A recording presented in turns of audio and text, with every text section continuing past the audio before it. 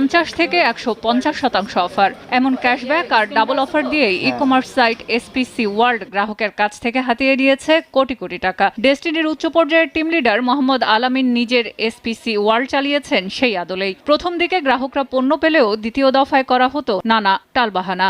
এভাবে 1 কোটি গ্রাহকের কাছ থেকে 22 কোটি টাকার লেনদেন করে প্রতিষ্ঠানটি, যার মধ্যে প্রাথমিকভাবে 1 কোটি 17 লাখ টাকা পাচারের প্রমাণ পেয়েছে সিআইডি। রোববার রাজধানী থেকে এসপিসি ওয়ার্ল্ড এক্সপ্রেসের সিইও ও এমডি আলামিনকে গ্রেফতার করে সিআইডি। সোমবার সংবাদ সম্মেলনে সিআইডি জানায়, বিভিন্ন আকর্ষণীয় অফারে মাসে কোটি টাকার অর্ডার নেয় প্রতিষ্ঠানটি, যেখানে মূল গ্রাহক শিক্ষার্থী ও স্বল্প বেতনের চাকরিজীবী।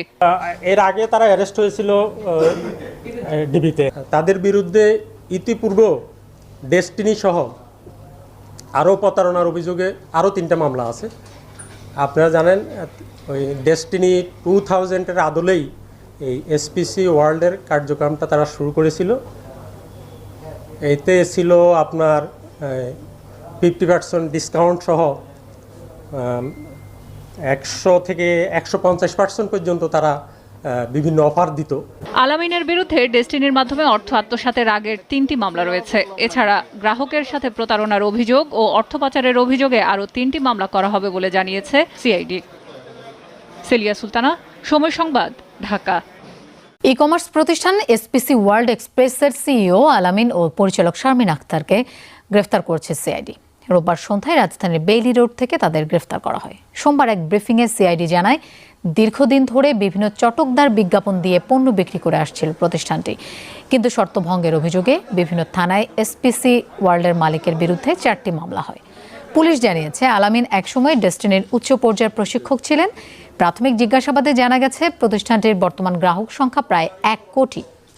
এসপিসি ওয়ার্ল্ডের মাধ্যমে 22 কোটি টাকা আত্মসাৎ হয়েছে বলেও সিআইডির ব্রিফিংয়ে জানানো হয়।